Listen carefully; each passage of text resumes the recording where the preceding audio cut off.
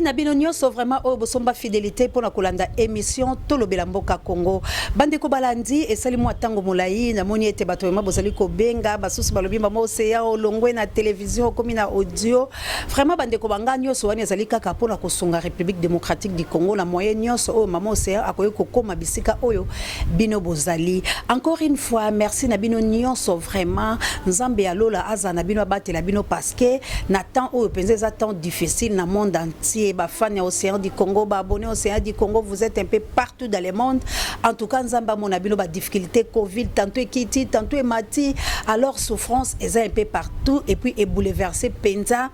bah calcul ya batu nyon savoir même na bateau bazo nyon kolabiso na République démocratique du Congo en tout cas biso na bango tozakaka ensemble ezo bouleversé biso. Mais na République démocratique du Congo bande kolanga ezali passer pe mawa. Makambo ezali ko bouleverser République démocratique du Congo ezali makambo oyo ya élection ezali makambo oyo ya occupation ezali makambo oyo bala Congo bazali kolia malamu te ezali makambo oyo pasi eleki ndelo koluta ata ndenge tolobaki na époque ya Mobutu Sese Seko Kokungwendo wazabanga ye oyo azalaki assassin ye oyo azalaki moyibi bo traité na bakombo nyonso ya république pe kombo nyonso ya bato mabe eza na Biblia mais lelo bino ba santo oyo boyaki pola ko bengana Mobutu bino ba santo oyo babetelaki bino maboko aujourd'hui passe eleki kutu koleka l'époque ya deuxième république.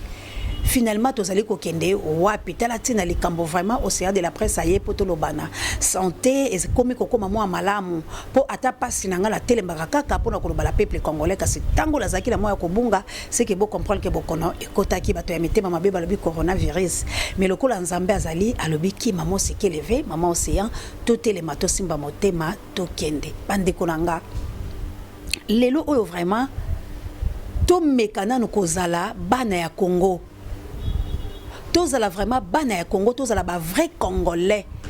oyo bazali koyoka pasi ya ekolo na biso Congo oyo bazali koyoka pasi penza ya Congo. Encore une fois lelo na kolinga mingi vraiment na kota moi moke na discours ya président Martin Fayulu Madidi na ko simba moi parti moko pona ko éclairer opinion pe na mekana no ko manyola yango na loko eyokeli nanga pe na pesa yango la peuple poto meka kotala sikoyo nini piste nini oyo Martin Fayulu Madidi président apesi biso pe alobeli biso nyonso ba peuple congolais ezali eloko esengeli mutuloso a retenir yango très bien na kolingana lobela lisusu makambo oyo Félix alobaka avant akoma président na akomi président na lelo oyo tokomi wapi na kolinga lisusu na lobela moke Hippolyte Kanamba Liachi Joseph Kabila azalaka président bayaka na lelo na tango ye azali kokonza biso na tango ya vandi na kolinga to simba mwa moke mais la minute kaka ndenge d'Acosta vraiment d'Acosta Mondele El Campo capitaine abiso ka minute wa kopesanga vraiment na kolinga na dépasser yango te parce que il est aujourd'hui seul Kabuya aza vraiment moi nzoto sali malamu te alors a jouer caméraman azakuna la montage alors na kolinga vraiment la zala discipline pour na pesa vraiment mosala makasité peto kolobela moi moke Fondation Océan du Congo tokolinga tolobela yango mukie vraiment donc na koloba yango na lolenge que les grands singakuvu a capté pour atuna mitona te na kolinga na loba yango malamu po ete madame Linda Makoso na molonga naye urbain quoi ba vraiment ko poser ba question ebelete na kolobela yango po ete Edgar Wamba a poser nga ba question te na koloba yango po ete baimboka Congo mama Béatrice Lokwa présidente la biso a poser pe ba question ebelete et puis en plus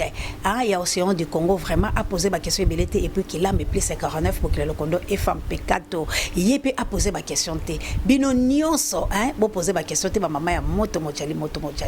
bande ko balandi to bandi siko e bande ko langa na Fondation Océan du Congo. Fondation Océan du Congo bozo mona sikoyo misala ya Fondation Océan du Congo. Fondation Océan du Congo Océan de la presse azalakawana pour la soutenir ba faible pour la soutenir ba faible tina nangai nazali na pasi moko bona yoka kala motema nanga yango deta musu nzambe atindanga bongo pela moni ezala ligne ya libota la biso uta papa la biso la mama la biso pe bon koko ba biso nyonso alors nga vraiment depuis nazala ekotanga ba oyo ba yebinga vraiment bande ko lango bazolanda partout ba marque Coca-Cola ba Tony Musungu ba li vraiment ebele ba oyo ba yebinga vraiment ba yebi été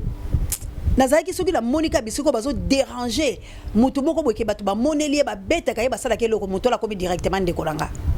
do to ko bunda penza do na ko kote la mutu wala mena yebi nga yete do e koma ki bana ba camarade danga ba bande ko sepela nga le susto yo somba kali kambateza ya yote alors motema wana ezaki utambota malanga peut-être yango nde nzambe amona ki tetika na wendre mutu oyo na telemisa ye parce que azana motema yanga bonzambe ya kolinga mutani yo kwa mate alors ndenge la bundela kamboka langa Congo boye soki ezalaki pola zo lukaka to kubianza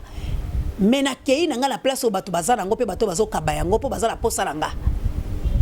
Poli eza pour tout le monde bako bomanga te baza pena na posa langa bazo sepela la ngai ne lobeli nanga na ndenge la zo sala makambu mbena kei nanga kote la bango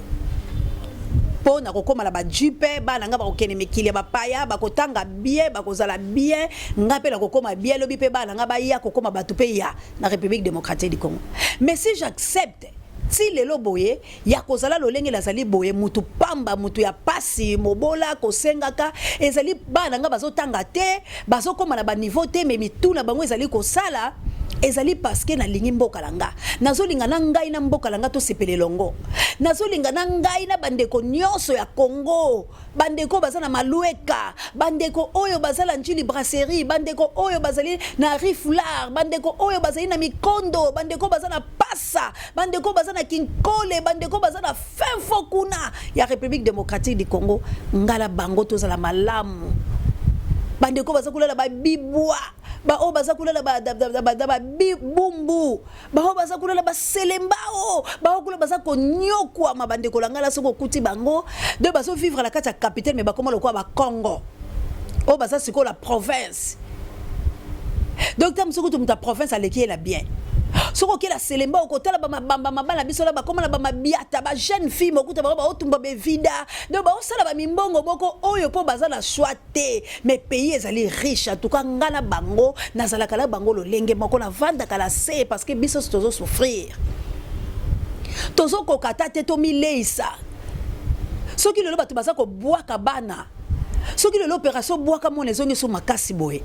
ezali parce que mutazui zemi azana mbongo akelo lokola te azeli abota tala wese to la place mo bazui mona sondoli vous croyez peut-être que muto amemi zemi na 9 mois akoyi ko sondola mona mobali abandolé pas ala musalata wangani mais bolingo ezali ce n'est pas dit que ndenga boyi mo solanda azangi bolingo te amour peut-être toni ba otala sekoyo na koboko la ndenge nini ngabo ko tilelo la lela kalipa la ndaku ngamo ko tilelo to swana kala zale sika kolala te lelo so to tambola bandako ba famille na butu vers ba 1 heure donc le côté la bango ndenge ni balalaka moko que le peuple congolais mawa mais pays wana za riche bande kolanga lelo kindumba la Congo ezo kipeli susu te ngai bola zo ke lo sala kindumba la bana ngai longo bala bakena na gauche nga mama na kena droite bokani c'est ça pona bien mama wana zo mona kaka pasi ke azako kokate ndekolanga to koyemba lo lenge ne to ko balo lenge ne ndetala tina océan maniola ki alo bibi tumbo to ko bunda ba benga biso ba rebelle ba bimiseli biso ba article belé de to lebito tambola penano to luka mikanda o ekoki po ete to sauver Congo océan saka ko kala na lo lenge nyoso ndenge kokolo la biso laboureur atika lobi ne laisser ni place que la mer passe fuyez bêcher yango zo mona musala nga océan nazali ko kele ko kotoko na mai ko bimana keina mokili na keina zo etufe mana sa mabele na kalamu na kei kula la fleuve nyoso kaka pona ko luka ke Congo par tous les moyens et sikulama ndebo mona nazali ko kende ko landaka ba mama nazala ngote bilo pe bozala ngote mena pasi ya kozala na peuple wana nga soki na meli ata mileki peuple wana zuite na lokela ya ta banga yango moni fondation Océan du Congo yango wana totia yango maboko totala no misala fondation Océan du Congo okene ko sala na commune ya Kimbaseki ongo to songa la sima Maman Océan na pesi yo merci na ndengo ye na chango awa et pas na biso to remercier yo Maman Océan e bale munene mais continuer ko yakaka toza na base ya Kubu Yuyu fondation Kubu Yuyu tozo luka bino ba disciple botombo la base na biso Kubu Yuyu Merci à maman aussi du Congo na ONG na yo sali pour na kosunga. Vraiment moni o yo c'est ça les apona pour soutenir mon corps ko za yindi to awa espace ku pour na ko cha moko ya balave men na biso oyo kanisa le kutikela biso ndi tusangani na comité na yo ndambo batikali na se besoin mata ndi tubabina ngo vitesse mama vice piona asi a commis déjà on a rebani. Merci, te remercie maman c'est de France. Na o to moni awa to sepeli mingi. To remercier o mingi na o biso to moni ya mukie o saleli biso en tout cas to pesi o merci mingi. To za ana staff kubuyu après c'est donc que les sous staff nous sous que nous poser babilo ko na biso. En tout cas to sepeli mingi maman to remercier o mingi maman na biso. En tout cas merci na o pesi biso ya mukie wana en tout cas to pesi o merci mingi. Tebi ke parce que la minene ko ya sima. En tout cas to remercier Merci Nada Costa El Campo, mon mobile les Lanzambe le Maya Kombela. Merci encore une fois la Pape J, directeur de la recherche stratégique. Nabanzi Bomoni Misala Wana, Océan Zaliko Kala Kaka. Ceux qui vont cabler moi $50 à l'IA Kangote. Ceux qui vont payer moi $20 à l'IA Kangote. Azolinga répondre à ta moke la poste à la population. Oh baza la passe le kolaye. Malobi ata yia koki kozwa. Nako benga lelo anita baben. Il faut kuyo moto. Akotinde langa mo elamba. Kasi elamba wana malamu na kabola yango la peuple wana ngala ko yiko zwa pe kuna epa ya joli qui est dit na ko yiko zwa pa li passa langa ino ya CNT live na ko yiko zwa pa kila me plus 49 bokile le konde fam pekato kasi bango talandenge mamose ya komi bomoni ko welana bomoni ndenge nini trouble ngai ko bima pona ni makoki ezalete bande ko langai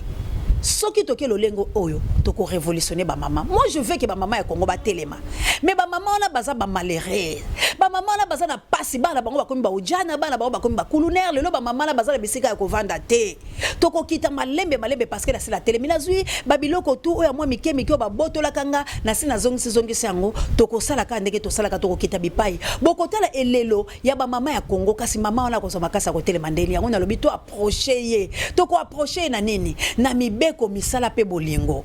mibeko tango toko yebisa yo monye loko toko sala yango pola ni polobi osenga kate mais loko la sala ngo te biso to pesa e maboko talatino seo abilo azali ko kenda. Encore une fois merci de maman Sidonie na France, merci de maman Béatrice Loko notre présidente bandeko ba maman misala ya maboko la bino emonana to sunga to lobi toko suka kaka na Kinshasa te toko suka kaka na province à Kinshasa te toko kende la ba province nyonso bande ko la biso na Ituri déjà papa nanga Richard Mvelo azali déjà ko bongisa kula na Ituri ndeko langa abunda la yawe azali déjà ko bongisa kuna na Lubumbashi azali ko koma kuna na Katanga bisika nyonso ba mama déjà basi ba préparer kula la Congo centrale tozali déjà la madimba ba mama ba telemi na Sonambata ba telemi tozali bongo na Mbanza Ngungu ba telemi kuna na ngombe matadi ba oto ko swala bango lelo avant la salle émission boye bango pe ba telemi do boko mona to ko implanter yango partout na Équateur na Mbandaka to na basankusu na boende na ikela na bisika tu bikoro bipai wapi to kozala pona nini tolingi to kena ngo toko kena Kasai po ete bandeko la biso babenga kinga déjà bazali bongo entre Kamako na eloko la biso ni na bosani ba wutai ko benga nga awa donc bango balobi mama biso déjà fondation to teleme to zozela ka mokolo yoko ya cela veut dire to ko kota la moine dit to ko kende kuna penza la fin fond na Lubumbashi to kozala kuna donc batu la biso déjà bazali déjà na benaka nyoka kuna ba telemi déjà bazali ko sala déjà balobi fondation et telemi na Chikapa merci na bino po ete la bete lo mbela tembe ba bengi balobi o di Congo fondation biso to sali to kozela on lobi wale za nzela langa to lekaka bana Kamako encore une fois merci pour bolobi botelemi c'est pour na dundu bolobi kaka tango to mona ki la biso kaka otindaki stati biso so to telemi encore une fois merci na yo maître Nico Mayengele pamba to lobi otikite ozali sima la biso la Congo normal pe oko défendre makambo nyonso oyo ya malamu tika nzamba pambola yo toke le siko la ngambo ya discours oyo président Eli na interview bazwa ki les États-Unis d'Amérique motuya nanga ona sepeli nanu ya liboso président lobi bola peuple congolais botika ko bundela Martin Fayulu Madidi. Merci encore une fois président Eli osa vraiment voulu le peuple congolais. Alobi botika ko bundela président Eli bokoti sa président Eli la ba débat inutile plutôt bo bundela Congo. Encore une fois il est patriote. alobi to bunde la Congo bande kolanga to tika koko c'est la président Eli Makam président Eli emoka mi vota kité président Eli azalaki président ya coalition Lamuka bache bato ba vota ki ezalaki peuple congolais. Si seulement ezalaki famille à président Eli Melinga bima présidente,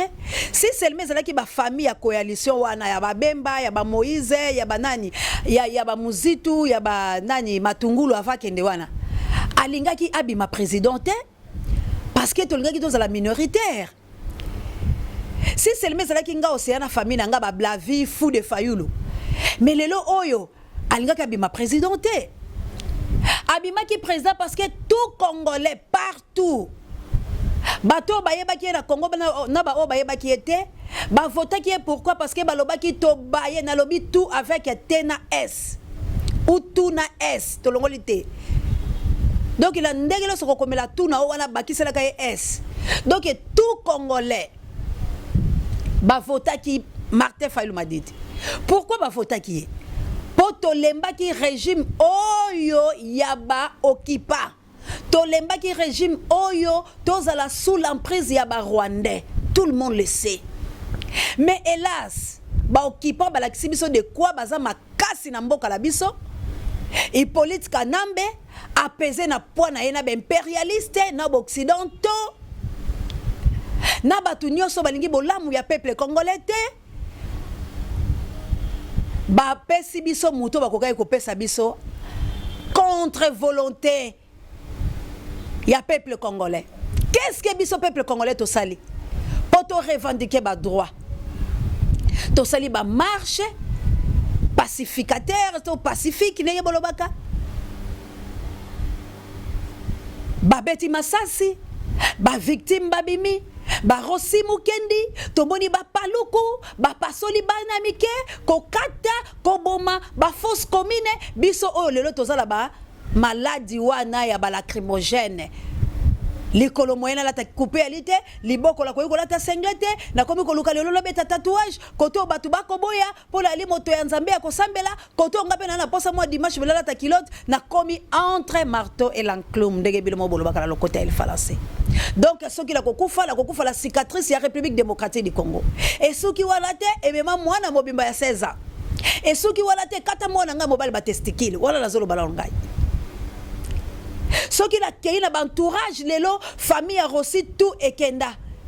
Lelo veve azali ko souffrir na maboko ya famille na ye. Et lelo na ebité bana ya paluku so bazaka lolenge ni ba kapangala ya ba journaliste la biso ba kufa l'Équateur na ebi ba ville ya bangote na ebi vie ya ba martyr de l'indépendance te bana la bango bazaka wapi ba koko la bango na ebité famille ya Lumumba ce qui vivaka ndenge ni tamso bango bazana Europe hélas peut-être na ebité ya Kasavubu ce qui ba koko la baza poto mona kama Justine Dazali atombola pe moto ye pali kaka la mikili ya bapaya mais lelo o bande ko langai Congo eza sous pauvre bato wana nde bapona ki Martin Fayulu Madidi ba pesi biso mokonzi oyo tolingi te totomboli mingongo bomoni ba mort siko bandeko la ngai nini esengeli ngana oto sala po ete bandeko la baza kolala pongi te soki basali face A bamoni esimbi te bakokota la B soki esimbi te bake la C bake la D jusqu'au preuve du contraire baza ko se réunir de jour au jour tango biso to ko kende ko pesaka bango maboko la biloko bakolambela biso. Toko ko c'est la président Eli Martin Fayulu Madidi boyele longana ba mesusu ba komi soko lobi ke Martin Fayulu Madidi te oyo ba soni ba bundeli non président katili kamanga lobi botika ko bundela farle Martin Fayulu Madidi aza un individu bo bundela Congo o etondi 63 minéraux botika ko lata ena sima parce que yaza président lelote baso benga e candidat malheureux est-ce que toko ko ndima kombo wala ba pesa yo peuple candidat malheureux électorat malheureux parce que mouton vote qui va pesi oyete tiki no lelo lingyo go o mela lisusu makambo yo balingi bayela yo ya kolande la CENI est-ce que yo ça la CENI yo peuple congolais ça la pouvoir à kolande la CENI soki ba pesa ki yo na mouton ozuite ba bengi bilo ba candidat malheureux et lelo yo so lande la CENI nini Seni wana kozongo mukoloni no silo tamboka eza l'occupation. Est-ce que bitumba na yo ezali seni to bitumba na yo ezali occupation? Tala ndenge congolais bazali ko pesa yo travaux pénibles. Oza de jupito. Fungola miso na yo mose yo ya liboso na yo kotalisa yo pourquoi zo boya koyoka mose. Ba azali etinda oyo ko bimisa na mboka Egypte na ba travaux pénibles. Oza la mboka na yo. Mais ozo vivre le colosse à l'étranger de kolanga tous ça la travaux pénibles la bamboka bapaya mais pas chez nous-mêmes balobi on est mieux que chez soi mais c'est quoi la mboka la biso toza miete o keloko sala mie wapi ozali ko keloko koti sa mikanda la mboka nini tangu la mboka la yo za bien te lelo oyo soki bazui mbako ya ko refouler tout congolais to kozala wapi po ba ko lengele ba ko kota ba ko luka ba kanga eloko moko pona monde mobimba. Bino moko bolandi roi oyo belge eloko nina lobi alobi akoyo ko senga biso pardon te. Pourquoi ko senga biso pardon te?